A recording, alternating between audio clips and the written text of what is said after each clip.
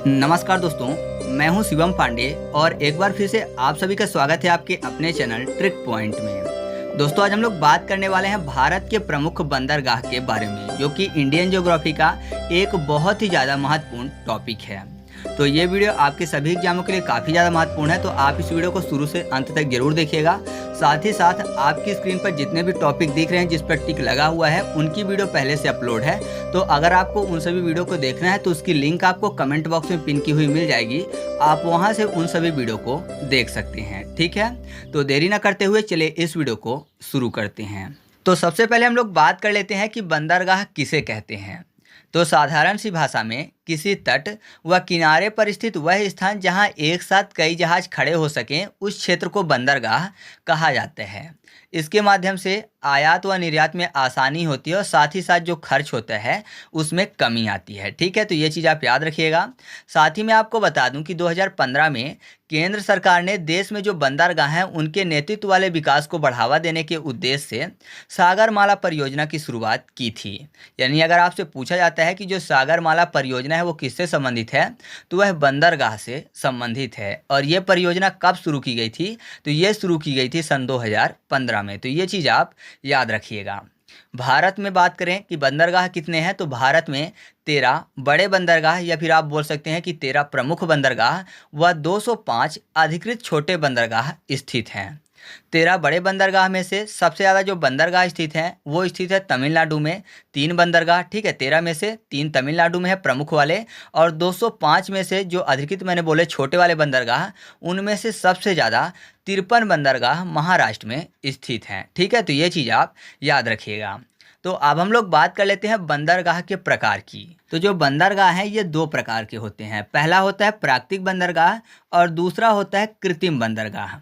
प्राकृतिक बंदरगाह का मतलब क्या है? ऐसे बंदरगाह जिसका निर्माण प्राकृतिक रूप से किया गया हो उनको बोला जाता है प्राकृतिक बंदरगाह। मतलब इनके निर्माण में मानव की भूमिका नहीं होती है, ये प्रकृति के द्वारा ही बनाए जाते हैं। मतलब कि प्रकृति के द्वारा ऐसी व्यवस्था की जाती है कि जो जहाज हैं वो तट तक आ सकें, तो उस वाले क्षेत्र को क्या बोला जाता है? प्राकृतिक बंदरगाह बोला जाता है। और जो प्राकृतिक बंदरगाह हैं ये सबसे ज़्यादा पाए जाते हैं पश्चिमी तट में। ठीक है, तो ये चीज़ आप याद रखिएगा। इसके बाद हम लोग बात कर लेते हैं कृत्रिम बंदरगाह की।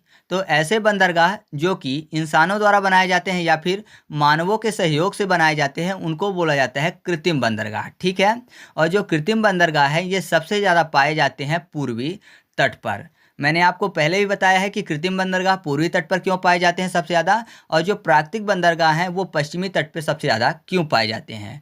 ये चीज़ें मैंने आपको पूर्वी घाट पर्वत और पश्चिमी घाट पर्वत वाले वीडियो में बताया, और साथ ही साथ भारत के तटीय मैदान वाले वीडियो में भी अच्छे से समझा दिया है। ठीक है, तो यहाँ पर मैं ज़्यादा नहीं बताऊँगा। तो अब हम लोग बात कर लेते हैं भारत के 13 महत्वपूर्ण बंदरगाह की। तो इनके संबंध में जितनी भी चीज़ें महत्वपूर्ण होंगी एग्जाम की दृष्टि से मैं आपको वो भी बताऊंगा, और साथ ही साथ ट्रिक के माध्यम से ये भी याद करवाऊंगा कि वह बंदरगाह कहाँ पर स्थित है। ठीक है, तो सबसे पहले हम लोग बात कर लेते हैं कांडला बंदरगाह की। तो जो कांडला बंदरगाह है यह गुजरात में स्थित है। इसका जो अन्य नाम है या फिर बोलिए कि जो नया नाम है वो है दीनदयाल बंदरगाह, और यह एक प्राकृतिक बंदरगाह है।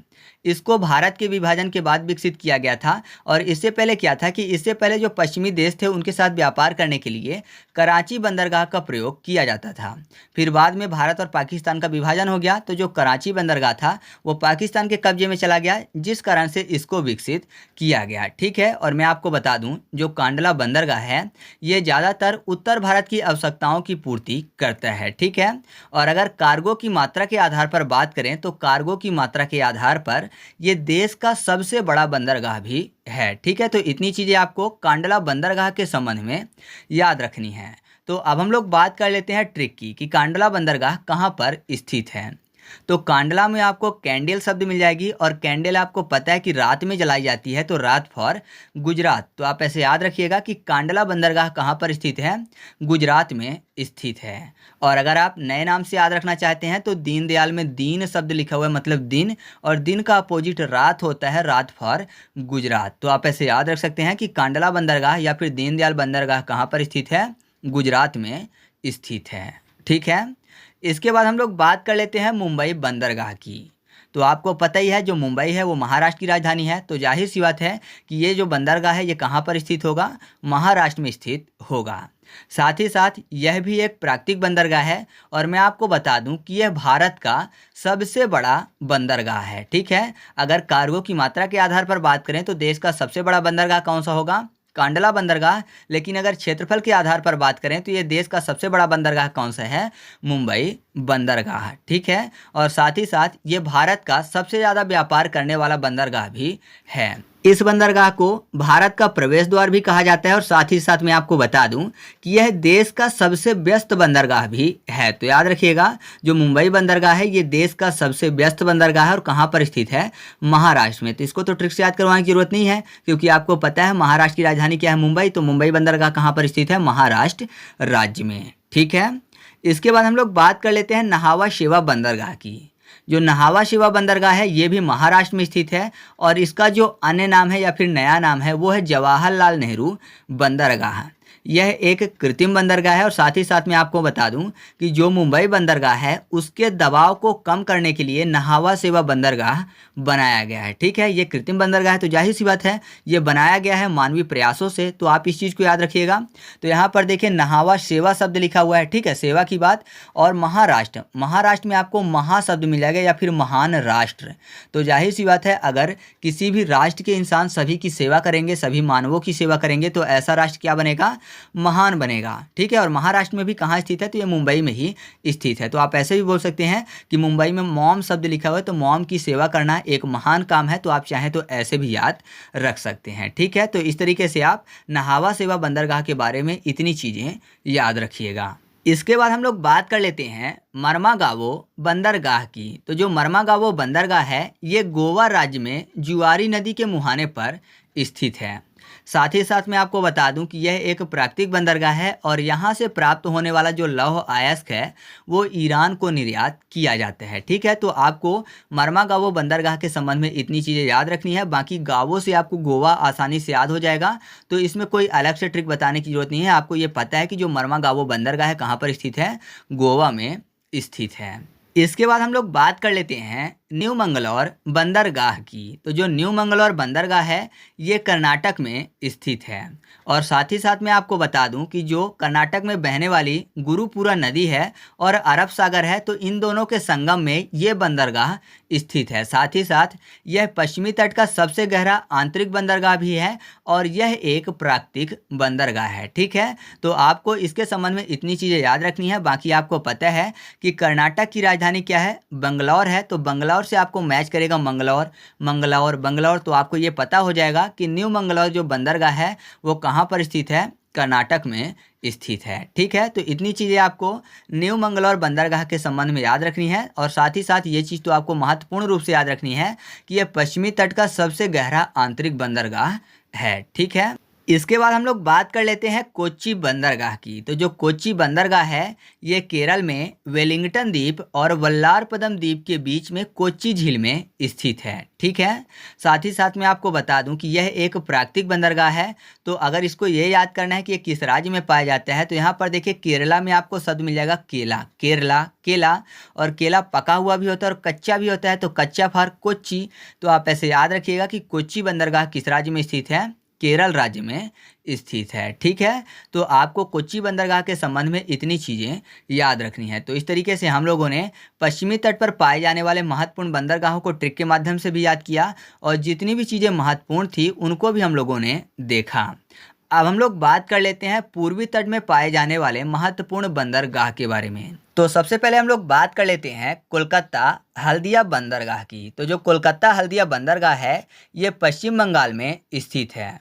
यह एक प्राकृतिक बंदरगाह है। साथ ही साथ मैं आपको बता दूं यहाँ पर कोलकाता और हल्दिया जो शब्द लिखा हुआ है यहाँ पर दोनों थोड़े से अलग हैं। जो हल्दिया बंदरगाह है ये है तो एक अलग से बंदरगाह, लेकिन यह कोलकाता बंदरगाह को सेवाएं प्रदान करता है, अलग से कोई भी सेवाएं प्रदान नहीं करता।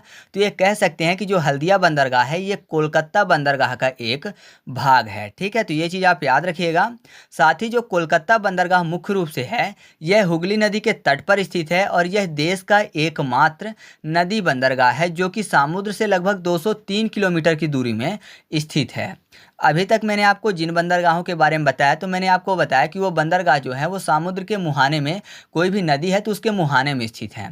तो जाहिर सी बात है समुद्र के तट में ही आएंगे, नदी के मुहाने में आते हैं लेकिन समुद्र के तट में आते हैं। लेकिन ये जो कोलकाता बंदरगाह है ये देश का एकमात्र नदी बंदरगाह है, मतलब कि ये नदी में स्थित है, वो भी समुद्र से लगभग 203 किलोमीटर की दूरी में। ठीक है। और साथ ही साथ मैं आपको बता दूं कि इसका जो अन्य नाम है वो है श्यामा प्रसाद मुखर्जी बंदरगाह, मतलब कि इसको श्यामा प्रसाद मुखर्जी बंदरगाह के नाम से भी जाना जाता है और यह देश का सबसे पुराना बंदरगाह भी है। ठीक है।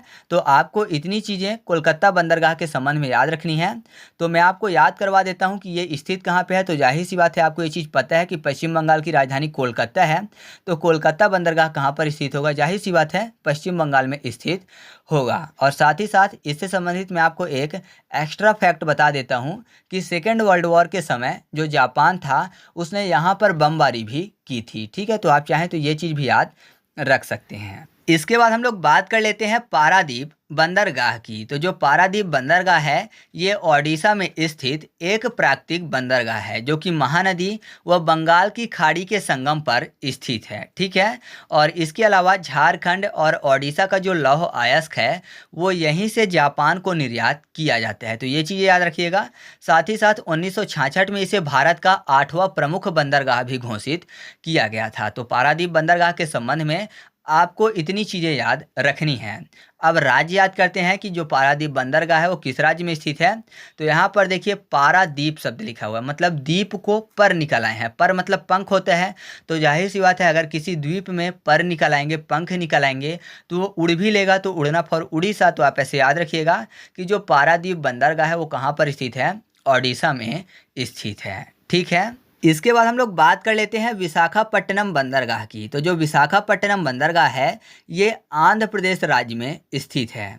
यह भारत का सबसे गहरा तथा स्थलबद्ध बंदरगाह भी है। स्थलबद्ध मतलब होता है लैंड लॉकेट। ठीक है। तो लैंड लॉकेट बंदरगाह भी है और इस बंदरगाह के पास डॉल्फिन नाज नाम की पहाड़ी होने के कारण यह तेज समुद्री हवाओं से भी सुरक्षित रहता है। तो आप ये कह सकते हैं कि यह भारत का सबसे सुरक्षित बंदरगाह भी है। साथ ही साथ इसे विजाग बंदरगाह के नाम से भी जाना जाता है। तो आप इस चीज़ को भी याद रखिएगा। ठीक है। तो यहाँ पर याद करते हैं कि विशाखापट्टनम बंदरगाह आंध्र प्रदेश में स्थित है। तो आंध्र प्रदेश में आपको अंधा शब्द मिल जाएगा और विशाखापट्टनम में आपको पट्टी शब्द मिल जाएगा। तो जाहिर सी बात है अगर आँख में पट्टी बांध ली जाए तो इंसान अंधे जैसा हो जाएगा।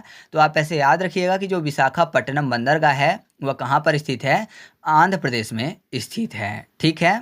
इसके बाद हम लोग बात कर लेते हैं एन्नौर बंदरगाह की। तो जो एन्नौर बंदरगाह है ये तमिलनाडु में स्थित एक कृत्रिम बंदरगाह है। साथ ही साथ मैं आपको बता दूं कि ये चेन्नई बंदरगाह का सहायक बंदरगाह माना जाता है और इसका जो नया नाम है वो है कामराजार बंदरगाह। काफ़ी ज़्यादा महत्वपूर्ण है, आप इस चीज़ को याद रखिएगा कि कामराजार बंदरगाह के नाम से किस बंदरगाह को जाना जाता है, तो वह है एन्नौर बंदरगाह। साथ ही साथ ये भारत का पहला कारपोरेट मतलब निगमीकृत बंदरगाह है। आप ये भी बोल सकते हैं कि ये भारत का निजी बंदरगाह भी है। ठीक है। मतलब 13 प्रमुख बंदरगाहों में से जो एन्नौर बंदरगाह है ये भारत का निजी स्वामित्व वाला बंदरगाह है। ठीक है। और ये देश का 12वां प्रमुख बंदरगाह भी इसको घोषित किया गया था। 1983 में इसे भारत का पहला समर्पित कंटेनर टर्मिनल बंदरगाह भी बनाया गया था। तो एन्नौर बंदरगाह के संबंध में आपको इतनी चीज़ें याद रखनी हैं। इसके बाद हम लोग बात कर लेते हैं चेन्नई बंदरगाह की। तो जो चेन्नई बंदरगाह है ये तमिलनाडु राज्य में स्थित है। आपको पता है तमिलनाडु की राजधानी क्या है, चेन्नई है। तो आसानी से आपको ये तो पता चल जाएगा कि चेन्नई बंदरगाह कहाँ पर स्थित है, तमिलनाडु में स्थित है। और यह भारत का सबसे पुराना कृत्रिम बंदरगाह भी है। सबसे पुराना बंदरगाह की मैं बात नहीं कर रहा हूँ, सबसे पुराना बंदरगाह कौन सा है, तो वह है कोलकाता बंदरगाह। लेकिन भारत का सबसे पुराना कृत्रिम बंदरगाह कौन सा है, तो वो है चेन्नई बंदरगाह। ठीक है। और याद रखिएगा कि ये भारत का दूसरा सबसे बड़ा बंदरगाह भी है। तो आपको इतनी चीज़ें चेन्नई बंदरगाह के संबंध में याद रखनी है। इसके बाद हम लोग बात कर लेते हैं तूतीकोरिन बंदरगाह की। तो जो तूतीकोरिन बंदरगाह है ये तमिलनाडु राज्य में स्थित है। साथ ही साथ इसे वीओ चिदंबरनार बंदरगाह के नाम से भी जाना जाता है। मतलब इसका नया नाम क्या है? वीओ चिदंबरनार बंदरगाह, जो कि 2011 में इसको नया नाम दिया गया था। और यह मन्नार की खाड़ी में स्थित एक कृत्रिम बंदरगाह है।